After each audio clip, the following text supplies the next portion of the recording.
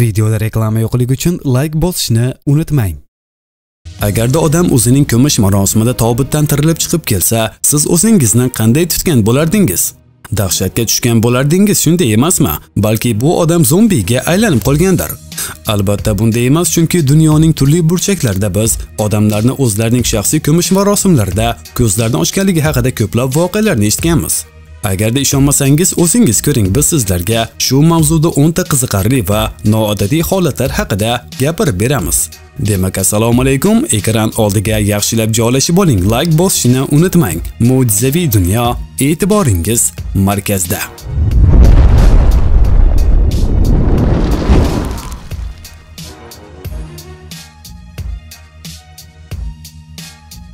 Walter Williams. Amerikaning Mississippi shtatida istiqomat qiluvchi 78 yoshli Walter Williams juda ham dahshatli sarguzashtni boshidan o'tkazdi. Kasalxonadagi tekshiruvdan so'ng uni olamdan o'tgan deb topdilar. Qopga solib, mahalliy ko'mish agentligiga yubormoqchi ham bo'ldilar. Lekin Walter uni ko'ngillarga qadar hushiga keldi. U shundoqqina morgdagi balzamlovchining stolida uyg'ondi. Bundan tashqari Walter uzoq vaqt qop ichida yotib ham tirik qolishning uddasidan chiqqan. Shifokorlar Walterning hayotga qaytishga nima turtki bo'lgani haqida hamon bosh qotirishmoqda. Afsuski, ajoyib qaytish uzoqqa cho'zilmadi. Mo'jizaviy tirilishdan 2 hafta o'tib Walter hayotdan ko'z yumdi. Bu safar haqiqatan ham buni uning jiyani tasdiqladi.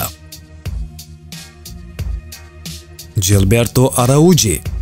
Agarda odam dafn marosimiga kelgan bo'lsa, u odatda kimni ko'mishayotganidan 100% xabardor bo'ladi. Ko'p hollarda tobutni yopishlardan oldin marhumning qarindoshlari va yaqinlari u bilan xayrlashish uchun ertaroq keladilar. Ammo braziliyalik Gilberto bilan hammasi avval boshidanoq umuman reja bo'yicha ketmadi. Gilberto ishlaydigan ofisga bo'lgan hujum natijasida uni halok bo'lganligi haqida xabar kelgandan so'ng murdani tasdiqlash uchun uning ukasi bordi. U akasining shaxsini tasdiqlagandan so'ng rasmiy hujjatlar to'ldirildi va dafn marosimiga tayyorgarlik boshlandi. Unga Gilbertoning ko'plab qarindoshlari va do'stlari tashrif buyurdi. Keyin esa uyga sopposoq Gilberto kirib keldi va o'zining dafn etilayotganini ko'rib hayron bo'ldi. Lekin bu qanday amalga oshdi? Quyidagi voqea ro'y berganda. Gilberto avtomobil yuvish shoxobchasida ishlardi va u yerda haqiqatan ham qotillik ro'y berganda, lekin boshqa bir xodim qurbon bo'lganda. U Araujoga shu qadar o'xshardiki, hatto tug'ishgan ukasi ham uni farqlay olmagan. Bundan tashqari aka-ukalar inoq bo'lgan va tez-tez ko'rishib turganlar. Bir odamga 1 metr uzoqlikdan qarab uni o'z akasi bilan adashtirib yuborish mumkinligiga ishonish qiyin, lekin shunaqasi ham bo'lib turar ekan. Amalga oshmagan suiqasd. O'z o'gay onasining dafn marosimiga borish uchun avstraliyalik Noella Rukanko katta masofani bosib o'tishi kerak edi. Agarda voqealar rivoji reja bo'yicha ketganida Noellaning o'zi ham murdaga aylanishi mumkin edi. Gap shundaki, Noellaning eri undan qutulishga qat'iy qaror qilganda, lekin bu ishni o'zi bajara olmas edi. Shu sababli yo'llanma qotilga murojaat qildi. Qotillar qizni shundoqqina dafn marosimi tugagandan so'ng qabristonni o'zida o'g'irlab ketdilar. Qotillar qizni hech narsada aybi yo'qligini va u faqatgina o'z turmush o'rtog'ining qo'lida shunchaki qo'g'irchoqqa aylanib qolganini aniqlaganlardan so'ng qizni qo'yib yubordilar. Hammasi yaxshilik bilan tugadi. Lekin hamma uchun emas. Yo'llanma qotillar o'z ishini muvaffaqiyatli bajarishiga 100% ishongan va o'z ayolining o'limidan go'yoki qattiq aziyat chekayotganini namoyish etish uchun hashamatli dafn marosimini uyushtirgan erning asl basharasini fosh qilish qolgan edi xolos. U qotillarning so'ziga ishongan edi. Buning natijasida Noella shaxsiy dafn marosimida paydo bo'ldi va unga tashrif buyurgan barchaning oldida o'z erining uning hayotiga qasd qilmoqchi bo'lganlikda aybladi. Jinoyatni isbotlashning uddasidan chiqdilar. Noellaning eri 9 yilga ozodlikdan mahrum etildi va albatta ular darhol ajrashdilar. Ishoning, bu hali boshlanishi. Oldinda sizning shaxsiy ko'mish marosimida uyg'ongan odamlar haqida ko'plab yanada qiziqarli va lol qoldiradigan holatlar kutib turibdi. Matthew Wall. Bu hikoya esa Britaniyaning Hertfordshire shahrida ro'y bergan. 1571-yilning 2-oktyabrda deyarli butun mahalliy aholi fermer Matthew Wallning dafn etish marosimiga yig'ilgandi.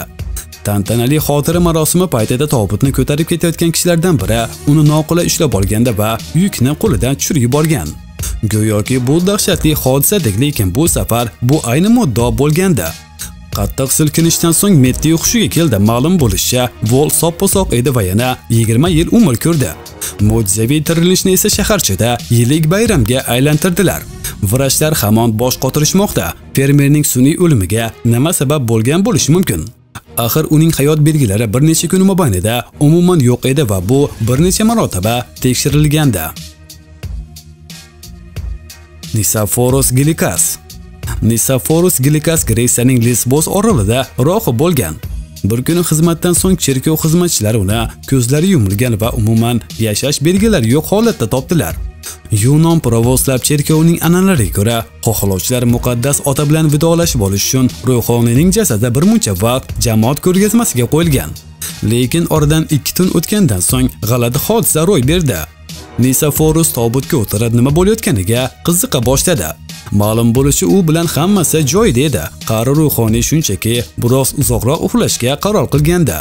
Biroq shifokorlarning bunga ishonchi komil emas. Uning hayot ko'rsatkichlarini tekshirib, Galax haqiqatan ham qanchadir vaqtga vafot etgan degan fikrga keldilar.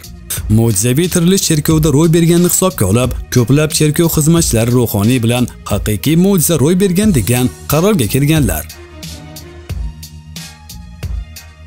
Muhammad Rayan. Bir kuni suriyalik Muhammad Rayan o'zining ona shahri bo'lmish Damashqda mahalliy bozorga oziq-ovqat sotib olish uchun yo'l olganda, ayni shu vaqtda shahar ustidan qiruvchi samolyotlar uchib o'ta boshladi. Portlashlardan biri shundoqqina bozor hududida ro'y berdi. Vahima boshlandi. Tartibsizliklar tufayli jabr ko'rganlar soni aniq aytilmagan. Rayan portlash joyidagi vayronalar ostida qolib ketdi deb e'lon qilingan. Albatta xatolar bo'lgan, shu sababli rasmiy xabardan so'ng ham yana bir necha kun kutib turganlar. Yangi xabar kelmagandan so'ng marhumning g'amga botgan qarindoshlari va do'stlari uni ko'mishga tayyorgarlik ko'ra boshladilar. Muhammadning o'zi esa sopposoq holatda aynan dafn marosimining so'ngiga yetib kelgan. Uning aytishicha, vayronalar ostida 36 soat yotgan, oxir qutqaruvchilar kelmagandan so'ng u yerdan mustaqil chiqishning uddasidan chiqqan. Muhammad Furqan. Bu hikoyasi 2019-yilda ro'y bergan. Muhammad Furqanning oilasi uni ko'mishga tayyorgarlik ko'rayotgan edi. Hamma narsa shay edi, lekin morgda yotgan Muhammad kutilmaganda qimirladi. Uning yoshi bor yo'g'i 20 edi. U avtohalokatga uchragandi. Uning o'limini bir yo'la bir nechta doktorlar tasdiqlaganda, shu sababli uning oila a'zolari ayanchli xabarning rostligiga hech qanday shubha qolmagandi. Lekin bu qanday ro'y berdi? Furqanning qarindoshlarining fikricha, vrachlar ularga yolg'on xabar berganlar. Chunki oilada kasalxona xarajatlarini to'lash uchun mablag' qolmagandi. Bu holat sog'liqni saqlash tizimida katta masshtabdagi surishtiruv ishlarini boshlanishiga olib keldi. Furqanning oilasi esa ma'naviy zararni qoplash uchun tovon puli talab qildi. Bu yerda ma'naviy zarar bo'lgan, bunga hech qanday shak shubha yo'q. Jen Deyan. Jen Deyan xitoylik 66 yoshli qariya. U juda ham o'ziga xos odam bo'lgan. Bir kun uning xayoliga o'zining dafn etish marosimini o'tkazish fikri kelgan. U marosimni o'zi tashkillashtirgan. Uning maqsadi u bilan vidolash uchun qancha odam kelishini bilish bo'lgan. Juda ham qiziq, chunki Deyan hech qachon uylanmagan va uning farzandlari yo'q edi. Xitoy madaniyatiga ko'ra o'lgan odamning qabrini tez-tez ziyorat qilib turish zarur. Marhumning ba'zi muhtojlari bo'ladi. G'alati, lekin Janning dafn marosimiga 40 ga yaqin qarindoshlari va 100 dan ortiq do'stlari tashrif buyurgan. Lekin Deyan shunda ham natijadan ko'nikish hosil qilmagan. Uning hisobiga ko'ra 20 ga yaqin qarindoshlari va do'stlari tashrif buyurmagan. Edison Vicuna. Ko'plab mamlakatlarda dafn marosimida amal qilish shart bo'lgan ba'zi qoidalar mavjud. Hech qanday qoidalarsiz ham ma'lumki, vidolashuv marosimiga mast qiluvchi ichimlik yoki mast qiluvchi boshqa narsalarni iste'mol qilgan holda tashrif buyurish durust emas. Lekin bu qoida ko'milayotgan odamga tegishlimi? Edison Vicuna tegishli emas degan qarorga keldi. Adolat uchun shuni ta'kidlash kerakki, u kishi sirtdan vafot etgan deb e'lon qilingan. Edisonni uzoq vaqt izsiz yo'qolgan deb hisoblaganlar. Keyin esa politsiyachilar noma'lum kimsaning jasadini topganlar. Uning shaxsining aniqlashning iloji bo'lmagan.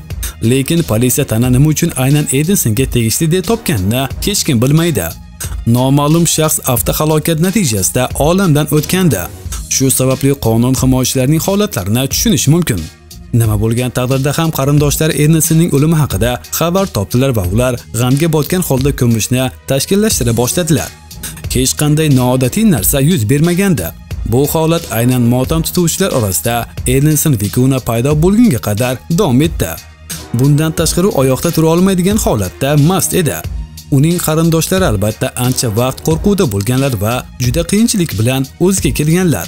Noma'lum murdaning shaxsini aniqlash uchun esa yana bir hafta vaqt ketdi.